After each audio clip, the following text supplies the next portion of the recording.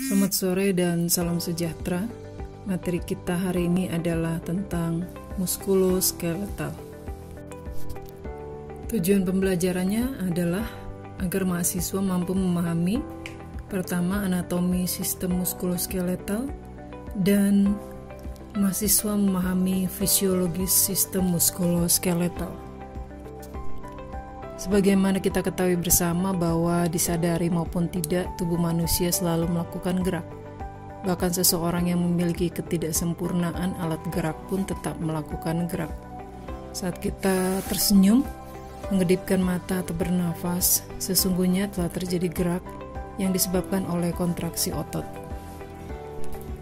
Pengertian sistem muskuloskeletal menurut Debkes adalah suatu sistem yang terdiri dari tulang, otot, kartilago, ligamen, tendon, fasial, brusa, dan persendian. Atau dapat diartikan juga, sistem muskuloskeletal adalah sistem yang terdiri dari otot, jaringan ikat, saraf, serta tulang dan sendi. Sistem ini berperan penting dalam gerakan tubuh, di mana definisi gerakan adalah suatu tanggapan terhadap rangsangan, baik di dalam maupun di luar. Oleh karena itu, bila sistem muskuloskeletal terganggu, kemampuan dalam bergerak dan melakukan aktivitas pun bisa terganggu. Gerak pada manusia disebabkan oleh kontraksi otot yang menggerakkan tulang. Jadi gerak merupakan kerjasama antara tulang dan otot. Maka dari itu, tubuh manusia terdapat sistem muskuloskeletal yang berperan dalam situasi tersebut. Muskuloskeletal terdiri dari otot dan tulang. Tulang sebagai alat gerak pasif karena hanya mengikuti kendali otot, sedangkan otot disebut alat gerak aktif karena mampu berkontraksi sehingga mampu menggerakkan tulang. Sistem muskuloskeletal terdiri dari kata muskulo yang berarti otot dan kata skeletal yang berarti tulang. Muskulo atau muskular adalah jaringan otot-otot tubuh. Ilmu yang pelajari tentang muskulo atau jaringan otot-otot tubuh adalah miologi. Skeletal atau osteo adalah tulang kerangka tubuh, yang terdiri dari tulang dan sendi. Ilmu yang pelajari tentang skeletal atau osteo tubuh adalah osteologi. Adapun fungsi sistem muskular atau otot meliputi hal berikut ini. Pertama, pergerakan. Otot menghasilkan gerakan pada tulang, tempat otot tersebut melekat, dan bergerak dalam bagian organ internal tubuh. Kedua, penopang tubuh dan mempertahankan postur. Otot menopang rangka dan mempertahankan tubuh saat berada dalam posisi berdiri atau saat duduk terhadap gaya gravitasi. Ketiga, produksi panas. Kontraksi otot-otot secara metabolis menghasilkan panas untuk mempertahankan suhu tubuh normal. Ciri-ciri sistem muskuler adalah sebagai berikut. Pertama, kontraktilitas. Serbut otot berkontraksi dan menegang yang dapat atau tidak melibatkan pemendekan otot. Kedua, ekstabilitas, di mana serbut otot akan merespon dengan kuat jika distimulus oleh impuls saraf. Ketiga, ekstensibilitas. Serbut otot memiliki kemampuan untuk menegang melebihi panjang otot saat rileks. Keempat, elastisitas. Serbut otot dapat kembali ke ukuran semula setelah berkontraksi atau meregang. Jenis-jenis otot dibedakan menjadi otot rangka, otot polos, otot jantung.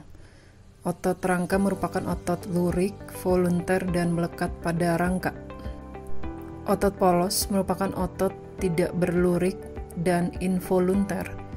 Jenis otot ini dapat ditemukan pada dinding berongga seperti kandung kemih atau uterus, serta pada dinding tuba seperti pada sistem respiratorik, pencernaan, reproduksi, urinarius, dan sistem sirkulasi darah.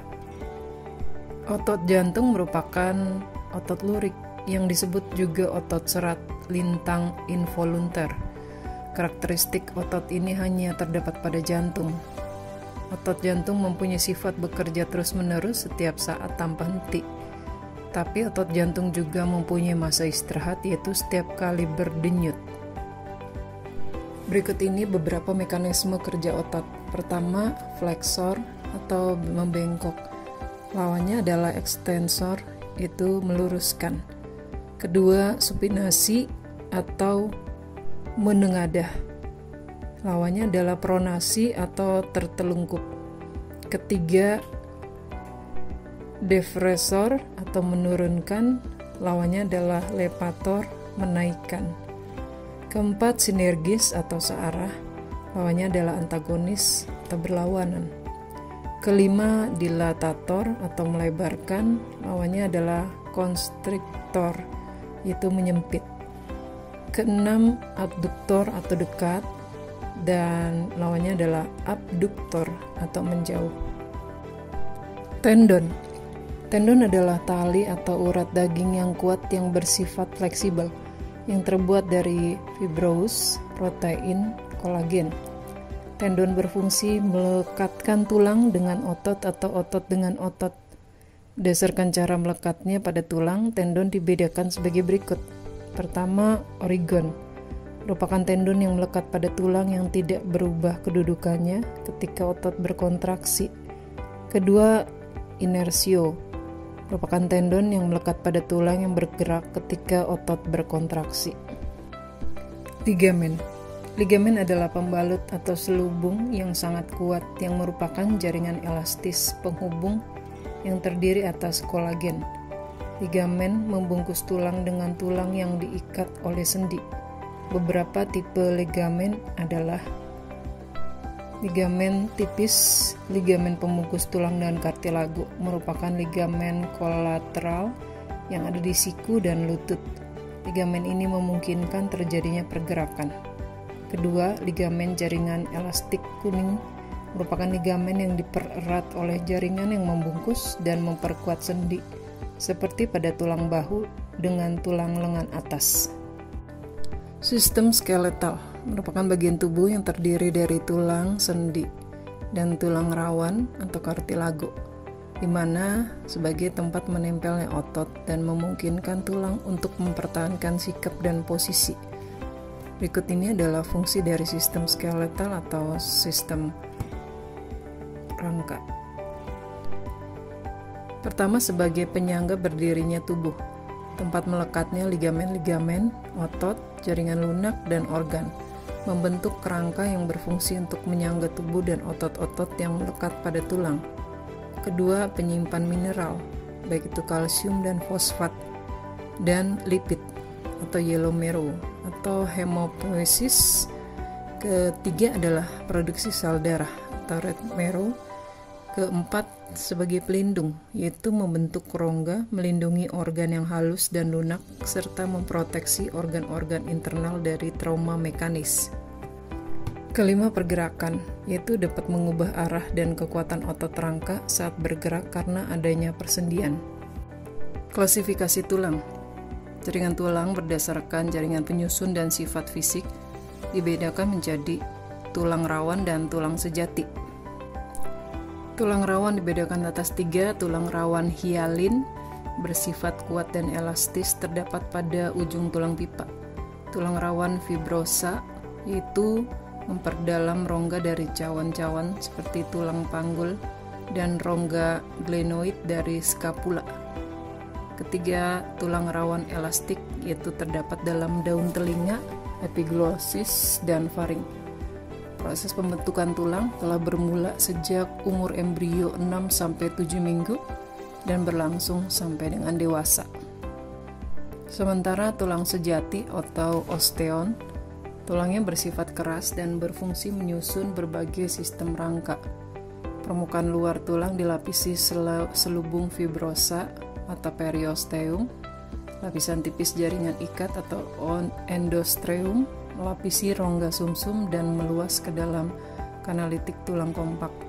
Secara mikroskopis, tulang sejati terdiri dari komponen berikut ini, yaitu sistem Havers atau saluran yang berisi serabut saraf, pembuluh darah, dan aliran limfe.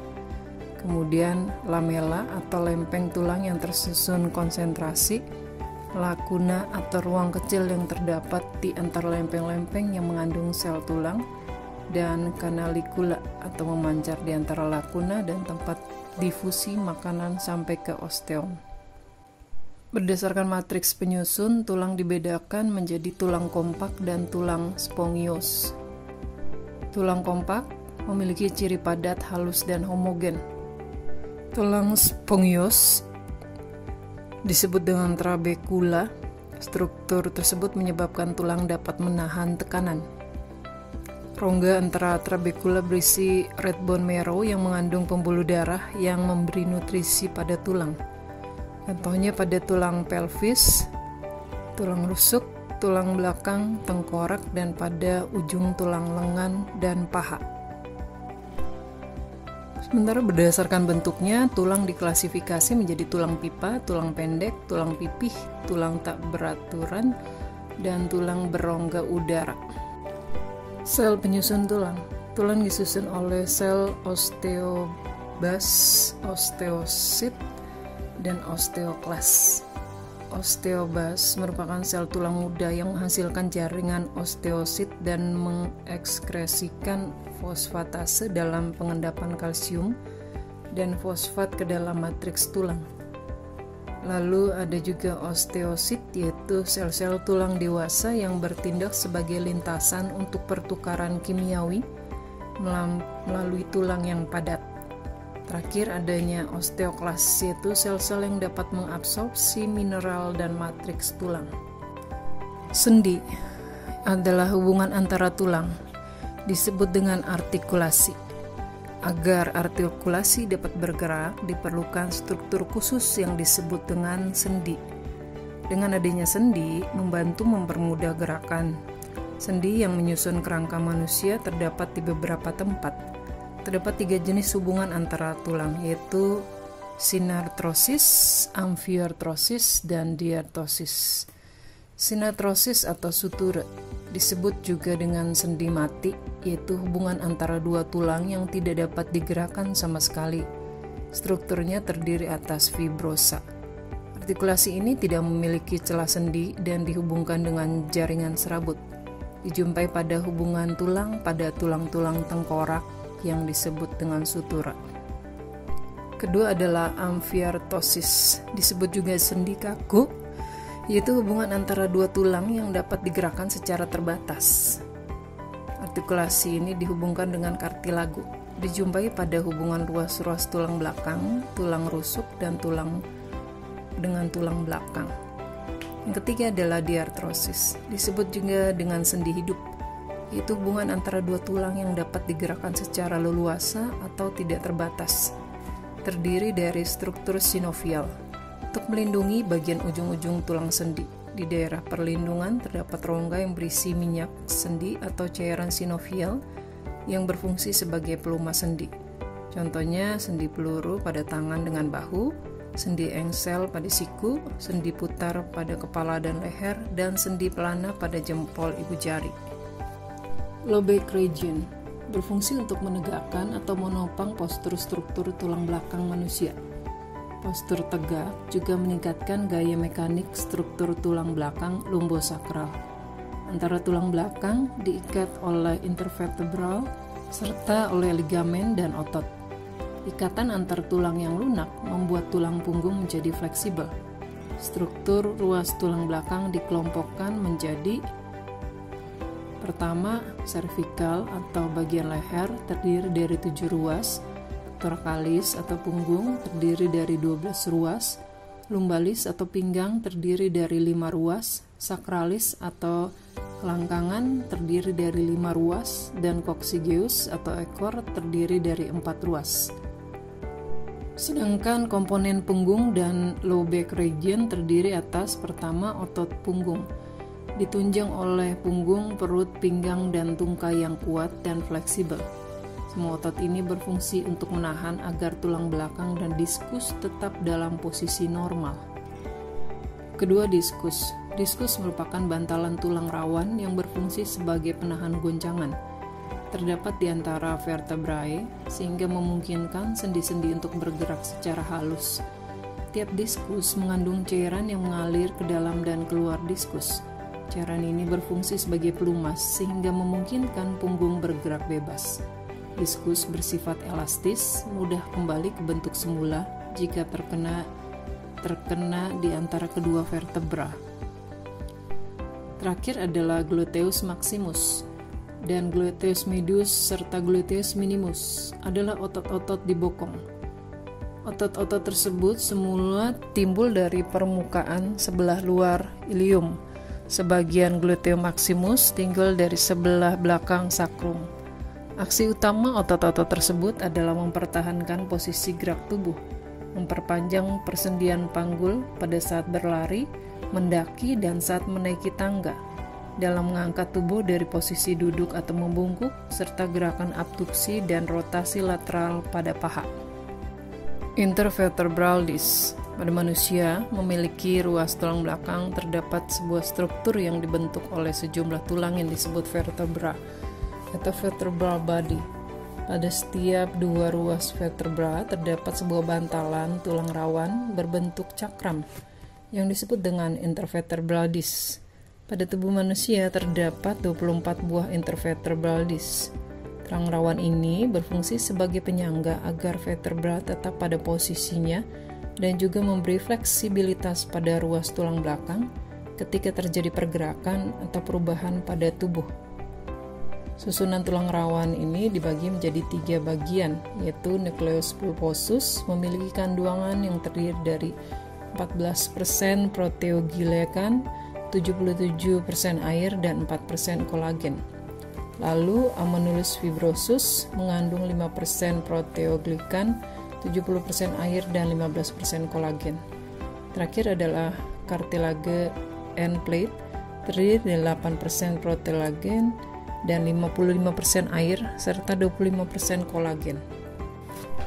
Tulang leher terdiri dari 7 ruas, mempunyai badan ruas kecil dan lubang ruasnya besar.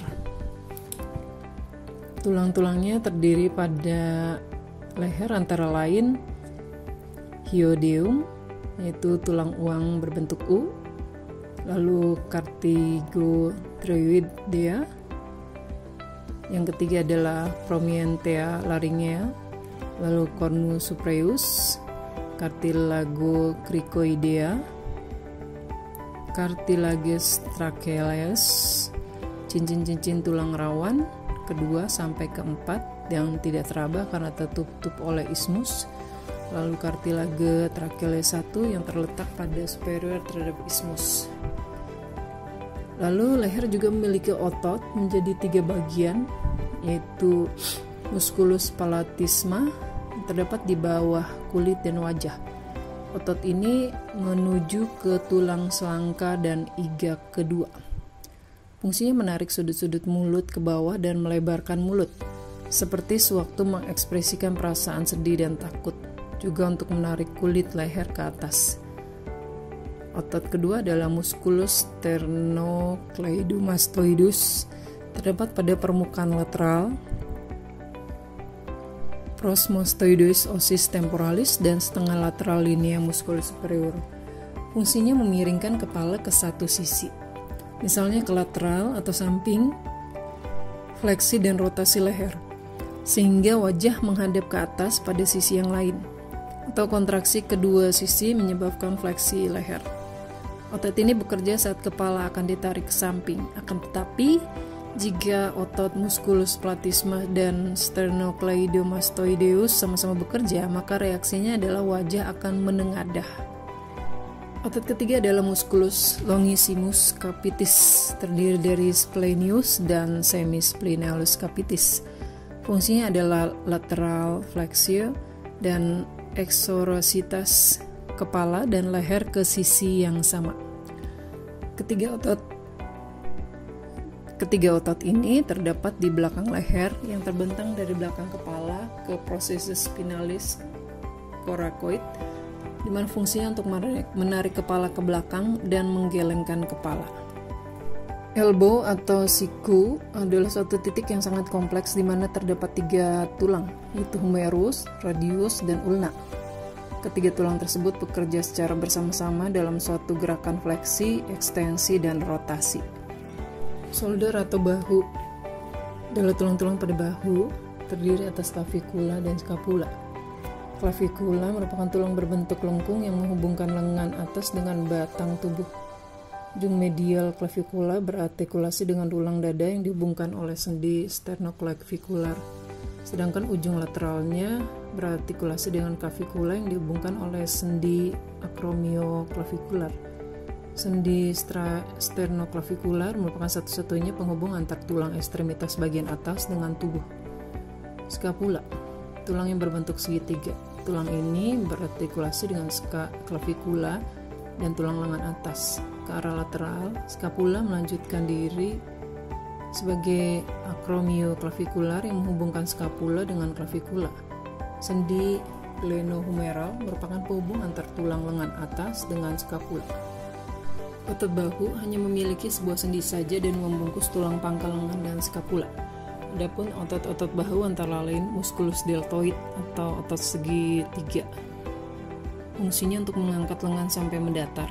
Musculus subcapitularis atau otot depan scapula untuk berfungsi untuk menengahkan dan memutar humerus tulang lengan atas ke dalam. Yang ketiga adalah musculus supraspinatus berfungsi untuk mengangkat lengan. Lalu ada musculus infraspinatus untuk berfungsi untuk memutar lengan keluar. Lalu ada musculus teres major berfungsi untuk memutar lengan ke dalam. Musculus teres minor untuk memutar lengan keluar. Demikian materi untuk sistem muskuloskeletal. Semoga bermanfaat. Tuhan memberkati.